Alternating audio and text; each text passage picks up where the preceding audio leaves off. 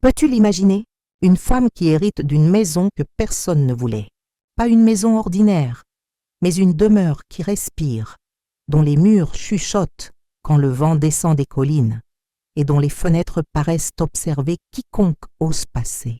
Personne n'aurait cru qu'elle y retournerait dans ce petit village oublié d'Ombrie, où chaque pierre a gardé un secret et chaque silence pèse comme un souvenir. Pourtant, elle y revint, la veuve.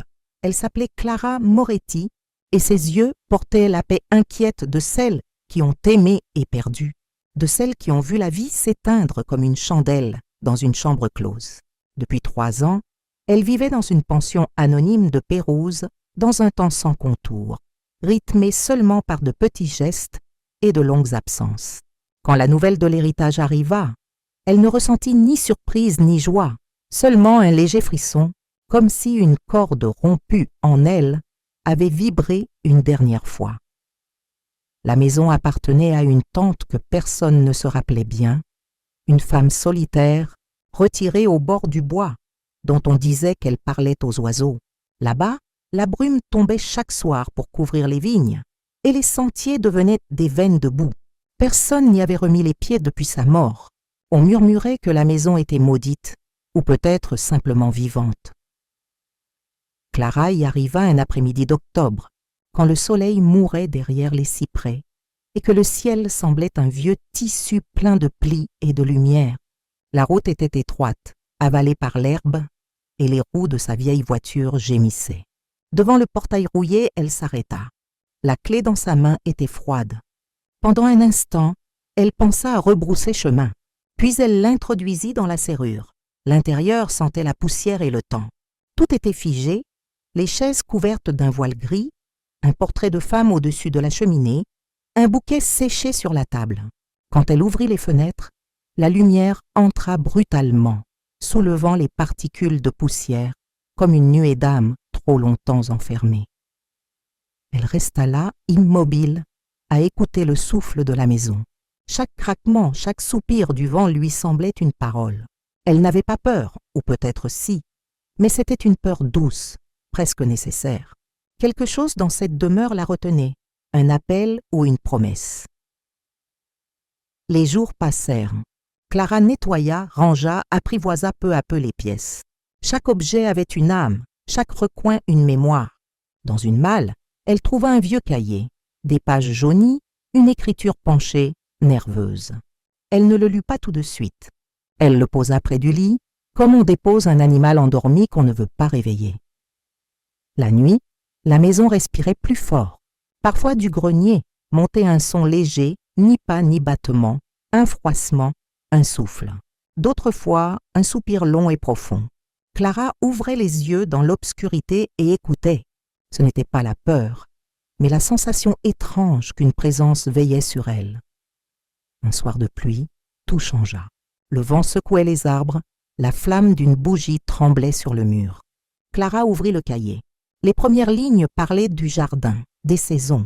Puis l'écriture se faisait plus nerveuse, les mots plus courts. « La maison ne veut pas dormir », lisait-elle. « Cette nuit, elle a marché. » Clara referma brusquement le carnet. Ces mots vibraient en elle. « La maison ne veut pas dormir. » La nuit suivante, elle entendit dans la cuisine un bruit furtif, comme quelque chose qu'on traîne sur le sol. Elle resta immobile, cherchant à distinguer le son de la pluie. Puis un coup sec, silence. Quand elle descendit enfin, la porte du grenier était ouverte. Elle alluma une bougie. La flamme éclaira le plancher humide. Dans la poussière, de petites traces. Non de pieds, mais de mains. De petites mains d'enfant, imprimées dans la poudre grise. Son souffle se coupa. Pourtant, elle ne recula pas. Elle sentit au contraire qu'en elle quelque chose s'ouvrait, une pièce close de son propre cœur. Dès cette nuit, la frontière entre réel et invisible se brouilla. La maison murmurait un langage fait de pierre, de bois et de vent. Clara se surprit à lui répondre à voix basse, non par folie, mais par solitude. Elle parlait à la maison comme on parle à un souvenir qui, enfin, écoute. Ce fut alors qu'elle découvrit le miroir. Caché derrière une armoire, couvert d'un drap de velours noir, elle essuya la poussière, et ce qu'elle vit la fit vaciller. Ce n'était pas son visage, mais celui d'une autre femme, plus jeune, aux yeux clairs et mélancoliques. Le même visage que sur le portrait de la cheminée. Elle sentit un vertige. Le miroir semblait confondre les temps, lui rendre l'image de ce que la maison se rappelait, non de ce qui existait. Elle ferma les yeux, appuya sa tête contre le mur. Le silence autour d'elle devint liquide. Et soudain, dans ce silence, une voix murmura son nom. Douce, féminine, pleine d'une tristesse ancienne. La voix ne se répéta pas. Elle resta suspendue dans l'air, fragile, presque reconnaissante. Pourtant, quelque chose avait changé. Depuis cette nuit, la maison semblait plus calme, mais plus dense aussi, comme si chaque mur contenait une respiration nouvelle. Clara ne ressentait plus la peur comme avant. Elle marchait d'une pièce à l'autre avec la lenteur de quelqu'un qui écoute un souffle invisible derrière les choses. Un matin, la pluie s'infiltra entre les tuiles, traçant des lignes d'eau sur le mur de la cuisine. En essuyant la pierre, Clara sentit une petite irrégularité sous sa main. Un panneau, à peine visible, se détachait du reste. Elle prit un couteau et, avec précaution, l'ouvrit. Derrière, un tiroir secret.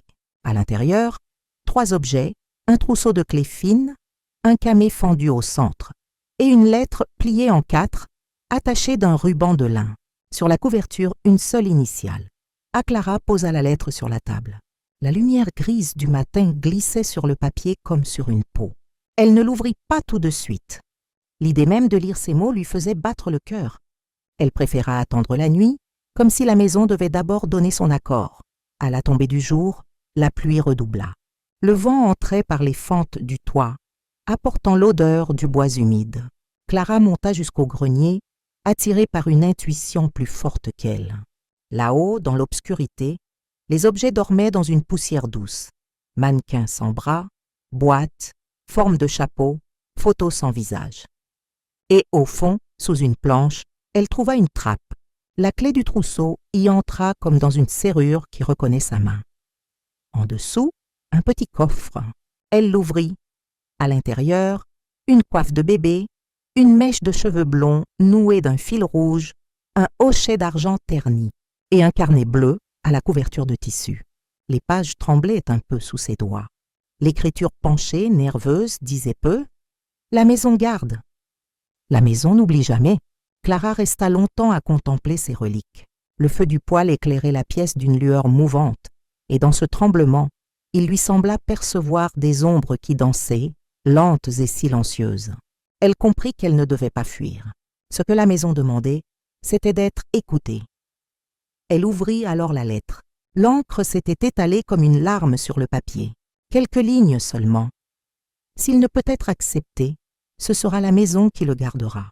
Que le silence soit sa berceuse, que les murs protègent ce que le monde rejette. La honte passera, mais la mémoire restera. Les mots tremblaient, mais leur sens était clair. Un enfant avait été caché ici, un amour interdit, un secret de famille étouffé sous le poids du jugement. Tout ce que Clara avait ressenti, le murmure, les traces, le son, trouvait soudain sa logique terrible et tendre. La nuit tomba. Lourde. Clara descendit au salon et posa sur la table la coiffe, la mèche et le hochet. Elle alluma une bougie. La flamme éclairait à peine les objets, mais leur présence suffisait. Alors le son revint. Pas un cri, pas un bruit d'animal. Un son venu du plus profond de la maison, long, vibrant, presque musical. Un souffle qui commençait bas, puis montait, se gonflait, devenait plainte, devenait chant. Ce n'était plus une menace. C'était une voix qui se souvenait. Clara sentit les larmes monter, sans peur. C'était comme si la maison lui confiait enfin sa douleur. Le son dura quelques secondes, puis s'éteignit lentement, laissant derrière lui un silence pur, presque sacré. Le lendemain, le ciel était clair. Clara sortit dans le jardin les pieds nus dans la rosée. Elle se sentit légère, lavée. Le secret maintenant vivait en elle. Il ne pesait plus. Elle regarda la maison, les volets ouverts semblaient un sourire. Quand elle rentra, elle trouva sur la table un seul objet, le camé. Dans sa fêlure, la lumière du matin dessinait un trait fin, comme une paupière close. La maison dormait enfin. Clara s'assit, ferma les yeux, et pour la première fois depuis longtemps, elle ne pensa plus à fuir. Le mystère n'était plus un piège, mais un abri, et dans ce silence nouveau, elle sentit que la peur s'était changée en paix. Le lendemain naquit dans une lumière de lait, fine et égale, comme un voile posé sur les collines. L'air sentait la pierre lavée et l'herbe coupée. Un souffle tiède passait par les interstices des volets et faisait vibrer la maison d'un frisson presque humain. Clara se leva tard, avec la sensation d'avoir dormi au cœur d'un autre corps, porté par un rythme plus vaste que le sien. Elle se découvrit calme, traversée d'une fatigue légère et heureuse, semblable à celle qui suit les larmes. Rien ne pesait, même ses pas semblaient consentir à la terre. La maison avait changé de manière irréfutable. Les mêmes bruits, craquements de poutres, murmures du vent, gémissements des portes, prenaient désormais une autre valeur, comme si le langage avait trouvé sa grammaire. Rien n'appelait, rien n'exigeait, tout répondait simplement à la présence. Clara se surprit à respirer plus profondément, à poser les mains sur les meubles comme on touche une peau qu'on connaît. Dans le miroir du couloir, son visage paraissait plus clair. L'ombre de la jeune femme aux yeux pâles ne se montrait plus, non parce qu'elle avait disparu, mais parce qu'elle s'était fondue dans la figure unique du présent. Elle prit le carnet bleu, glissa la lettre au milieu et rangea le camé près de la fenêtre. Puis elle sortit dans le jardin. La nuit avait laissé des perles de rosée au creux des feuilles et les branches d'olivier balançaient une lumière humide.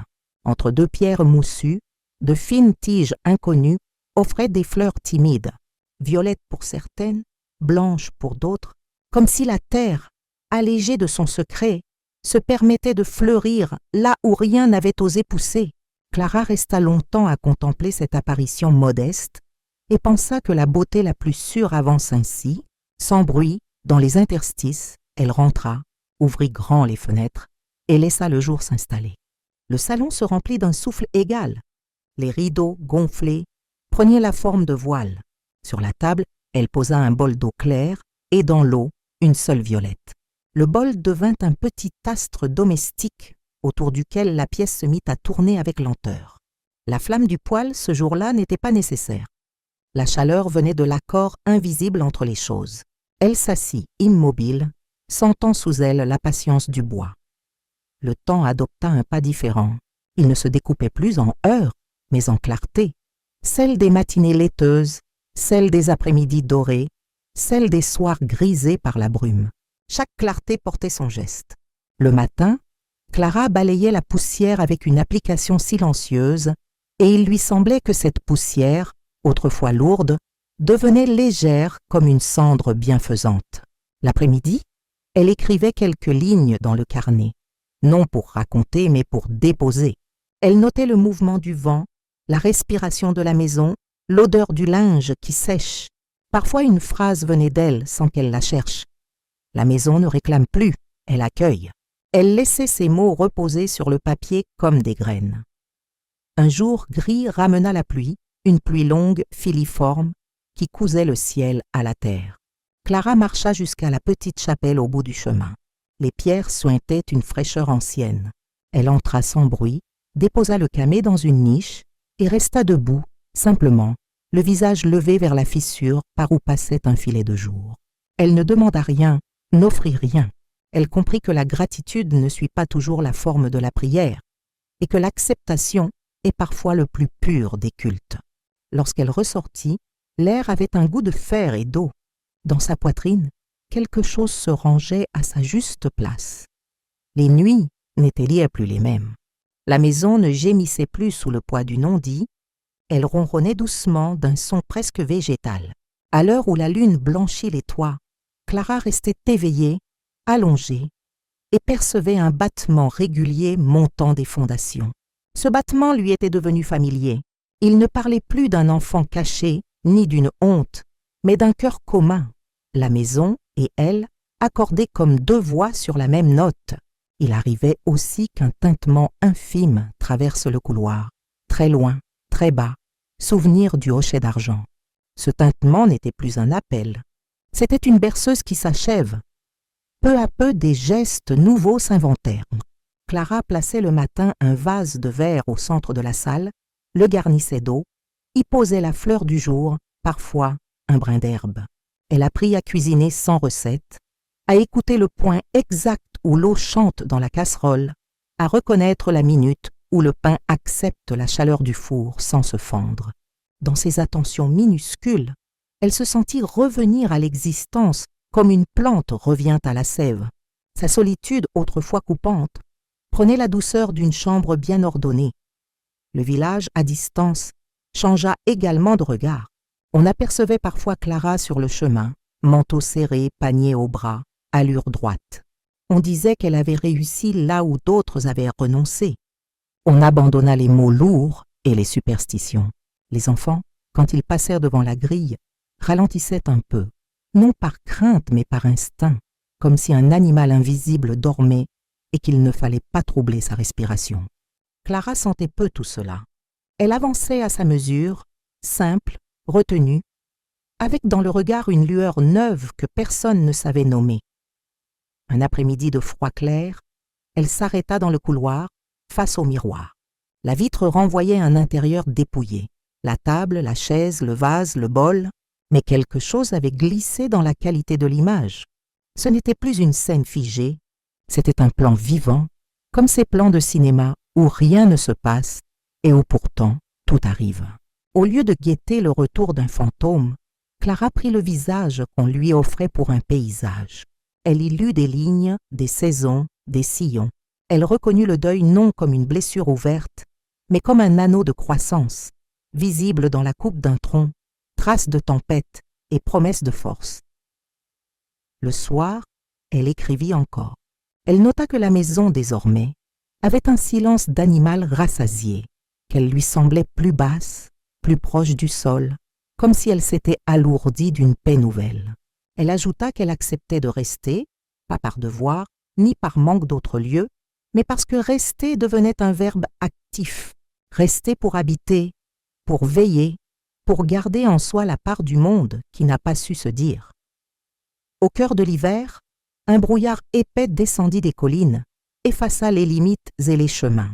La maison devint une île de pierre dans une mer pâle. Clara alluma quelques bougies dans les pièces, non pour chasser l'ombre, mais pour lui donner un centre. La cire répandit un parfum doux, et les flammes plantées ici et là composèrent une constellation lente. Elle resta longtemps assise à regarder la lumière prendre, décliner, reprendre. Elle pensa que le temps n'était peut-être rien d'autre qu'un transport de clarté d'un objet à un autre. Le brouillard se leva comme une scène se découvre. Avec lui, une clarté plus haute entra par les vitres. Dans cette clarté, Clara sentit un mouvement intérieur encore plus décisif que tout ce qu'elle avait vécu jusque-là. Il ne venait ni du passé ni du dehors. Il relevait de la manière dont elle posait les mains sur la table, de la façon dont ses épaules trouvaient l'axe juste, de l'air qui s'installait profondément. Ce mouvement-là s'appelait retour, non à la jeunesse, non au couple qu'elle avait perdu, mais à la source nue de soi. Elle n'attendit plus de signes. Les derniers échos du son inoubliable, s'il se levait encore, la trouvaient déjà prête. Elle ne cherchait plus à comprendre. Elle procédait comme on marche sur un chemin sûr, posé à même la terre. Elle redonna à la maison tout ce qu'elle avait reçu, l'ordre, la patience, la chaleur, l'attention. Elle apprit aussi à se tenir à la porte, à regarder la vallée sans se dissoudre dans elle, à garder en soi un noyau clair, discret. Peut-être est-ce cela que la maison avait voulu enseigner, non un secret, mais une tenue. Au printemps, la première hirondelle passa si bas qu'on crut entendre le fil de son aile. La vigne autour du muret lança des vrilles nouvelles, et le jardin, dans les coins, inventa des couleurs tendres. La maison exhala une odeur d'ardoise chauffée, et le bois, sous la main, sonna plus plein. Le hochet ne tinta plus. Le miroir ne prêta plus d'autre visage que le sien. C'était la preuve, non d'un oubli, mais d'une guérison. Clara, un matin, posa dans l'entrée une coupe d'argile remplie d'eau. Elle observa la surface, lisse comme une paupière. Au-dessus, la fenêtre traça une forme de ciel renversé. Elle comprit qu'elle n'avait plus rien à attendre. Il ne restait qu'à accueillir la lumière à la mesure du récipient qu'on est. Elle eut la certitude non spectaculaire, mais absolue, que sa vie recommençait ici, sur ce seuil exact où la maison l'avait appelée. Le soir venu, elle éteignit les bougies une à une, sans hâte. Le dernier halo retomba comme un fruit mûr. Dans la nuit, la respiration de la maison s'unit à la sienne, avec une précision d'horloge douce. La paix, cette fois, ne ressemblait plus à une accalmie entre deux orages. Elle avait la densité d'un paysage vaste et habitable, et lorsqu'elle ferma les yeux, Clara sut que le chemin n'allait ni vers un autre lieu, ni vers un autre temps. Il allait droit, très simplement, vers l'intérieur lumineux qu'elle venait d'apprendre à reconnaître. Le printemps s'installa lentement, avec des pas si discrets qu'on crut d'abord à un mirage. La maison s'ouvrait à la lumière comme une blessure qui cicatrise, et Clara, chaque matin, redécouvrait un détail nouveau. Une ombre différente sur le mur, un parfum de terre humide, la rumeur d'un insecte contre la vitre. Elle avait cessé de compter les jours. Désormais, elle les écoutait. Il n'y avait plus de frontière nette entre la vie intérieure et le dehors, entre le bois de la maison et sa propre chair. Tout semblait fait du même souffle. Le village, à présent, parlait d'elle avec douceur. On disait que la veuve Moretti n'était plus la même. Certains affirmaient qu'elle priait, d'autres qu'elle parlait seule, d'autres encore qu'elle guérissait les animaux blessés qu'elle trouvait sur la route. Personne ne savait vraiment, mais tous sentaient qu'une paix invisible s'était posée sur cette demeure naguère redoutée. Les enfants n'avaient plus peur d'approcher la grille. Parfois, Clara leur tendait une pomme ou un morceau de pain, et leur rire traversait la cour comme une bénédiction. Les jours suivaient un rythme clair.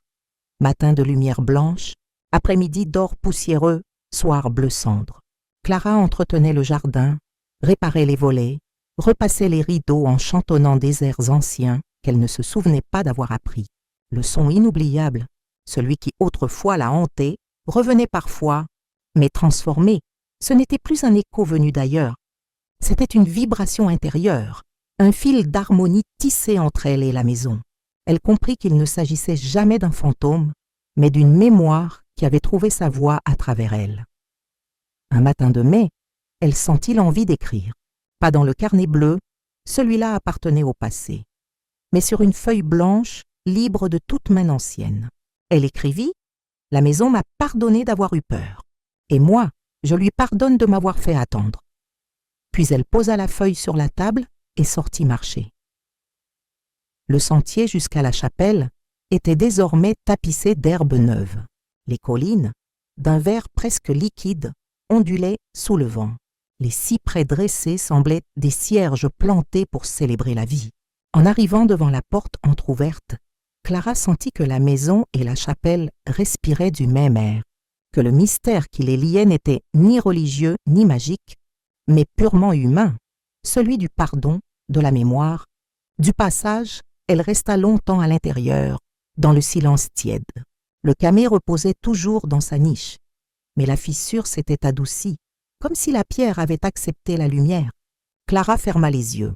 Le monde entier semblait retenir son souffle, puis le relâcher avec elle dans un mouvement de réconciliation. En rentrant, elle trouva la maison inondée de soleil. Le miroir du couloir reflétait la lumière de plein fouet, projetant sur le mur une forme mouvante semblable à une aile. Elle eut envie de croire que c'était un signe, non d'adieu, mais de présence. Elle approcha la main de la tache lumineuse. La chaleur du rayon la traversa jusqu'au cœur. Les soirs de ce printemps-là furent d'une beauté calme et lente. Les collines se couvraient de violet et les premières lucioles allumaient leurs lampes dans les herbes hautes. Clara restait souvent sur le seuil, à écouter les bruits minuscules du monde, le frottement des insectes, le soupir des pierres qui refroidissent, le rire lointain d'un enfant.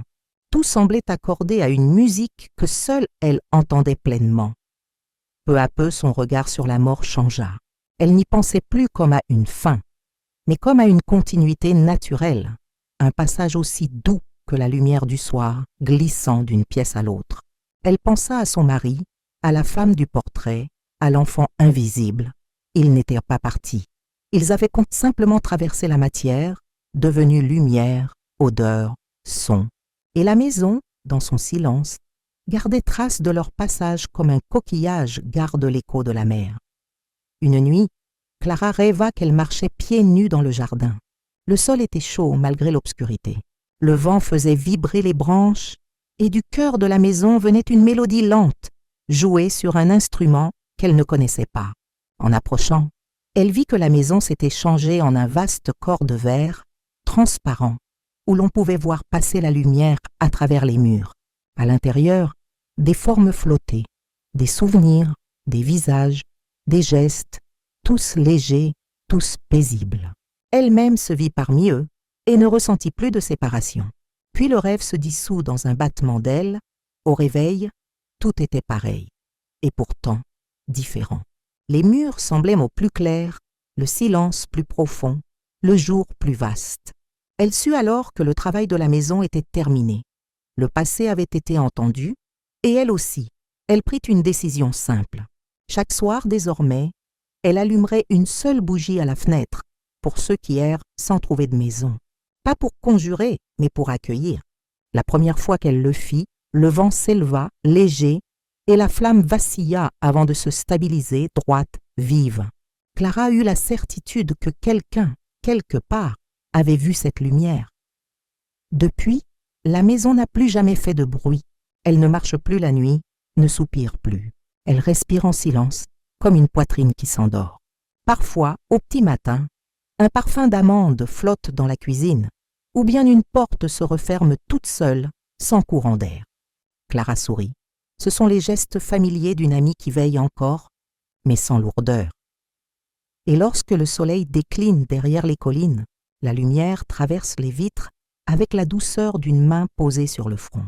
Dans ce geste invisible, Clara reconnaît tout, la peur, la tendresse, la mémoire, la paix. L'été arriva sans fracas, étirant le jour jusqu'à l'épuisement. Le vent du soir passait sur les collines comme une caresse lente, et la maison semblait boire cette lumière chaude, heureuse d'exister. Clara vivait maintenant dans un rythme d'une douceur presque animale. Elle se levait avec le soleil, s'endormait quand les étoiles se levaient. Le temps n'était plus qu'un balancement, le souffle de la maison répondant au sien. Le jardin s'était transformé en un petit monde vivant. Les herbes folles avaient envahi les marches, les fleurs naissaient où bon leur semblait, et Clara les laissait faire. Elle n'aimait plus l'ordre trop strict, elle voulait que tout respire, que la nature reprenne sa place. Le matin, elle s'asseyait près du vieux mur, les mains pleines de terre, et regardait les abeilles butiner autour d'elle. Parfois, elle murmurait des phrases sans les comprendre tout à fait, comme des prières d'un temps oublié. La maison, silencieuse, semblait écouter. À l'intérieur, la lumière jouait avec les rideaux comme avec des voiles. Chaque pièce était devenue une chambre d'écho. Le moindre bruit prenait la lenteur d'une note tenue. Il y avait dans cet espace une clarté d'aube perpétuelle. Clara ne sentait plus le poids des années. Elle bougeait avec la légèreté d'une jeune fille, mais son regard avait la profondeur de quelqu'un qui a traversé l'ombre.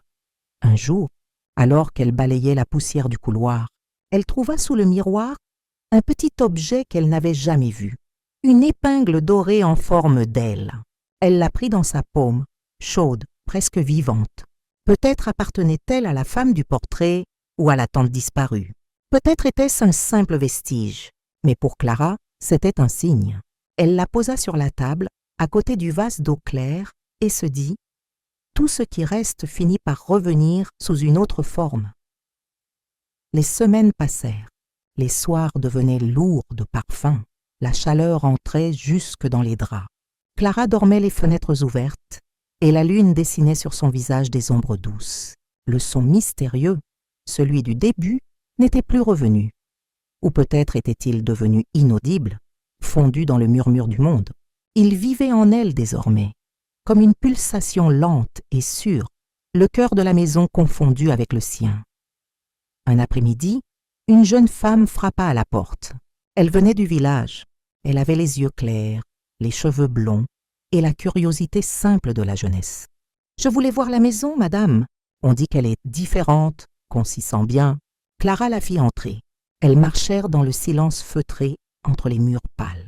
La jeune femme s'arrêta devant le miroir du couloir. « C'est étrange.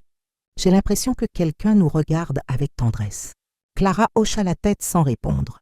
Dans le reflet, elle vit leurs deux visages côte à côte, et elle sut qu'il n'y avait plus de frontière entre le passé et l'avenir. La maison continuait à vivre, à transmettre, à aimer. Quand la visiteuse partit, le soleil commençait à descendre. Clara resta sur le seuil, les yeux perdus dans la lumière. Une paix immense la traversa, comme si la terre elle-même avait cessé de tourner pour respirer avec elle. Elle pensa à tout ce qu'elle avait vécu, la peur, la solitude, la découverte, la réconciliation. Tout cela formait maintenant un seul fil continu, doré. La nuit tomba lentement. Elle n'alluma pas de bougie. La lueur des étoiles suffisait. Dans la pénombre, la maison respirait autour d'elle, douce, maternelle. Clara sentit que le cycle était accompli. La maison n'avait jamais voulu l'effrayer, seulement lui apprendre à entendre le monde autrement. Elle s'assit près de la fenêtre, regarda le ciel et chuchota. « Tu peux dormir maintenant. » Dehors, un vent léger se leva, effleurant les volets, jouant avec les feuilles. Puis tout redevint immobile. Le silence qui suivit n'était pas un vide, mais un plein, un souffle. Le matin suivant, le soleil entra par toutes les fenêtres. L'air avait une couleur d'ambre. Clara se leva, ouvrit grand les portes et laissa la lumière envahir chaque recoin. Les murs, baignés d'or, semblaient translucides. Elle sentit une chaleur monter en elle, non pas celle du feu, mais celle du pardon. Elle se prépara un café, s'assit à la table de bois et resta là longtemps à regarder la vapeur monter en volute. Rien ne bougeait. Le monde, pour une fois, lui semblait parfaitement à sa place. Le mystère n'était plus un secret, mais une façon d'aimer. Dans l'après-midi, elle descendit jusqu'au village. Les gens la saluèrent avec un sourire tranquille. Elle n'était plus la veuve, seulement Clara, la femme qui avait apprivoisé la maison du silence. Son pas était léger, son regard clair. Quand elle rentra, le jour déclinait. Sur la table, à côté du vase, l'épingle en forme d'aile brillait doucement. Clara la prit, la fixa sur sa robe et resta un instant debout, droite, devant la fenêtre. Le ciel se teintait de rose et d'argent, elle pensa. Tout ce que la maison m'a donné, je le porte désormais en moi. Puis, sans bruit, elle souffla la flamme de la bougie. Dans la lumière du soir, la maison respira encore une fois. Une respiration lente, paisible, pareille à celle d'un enfant qui s'endort. Et le vent, glissant entre les arbres, emporta ce dernier souffle, si léger qu'on aurait pu le confondre avec un simple soupir d'amour.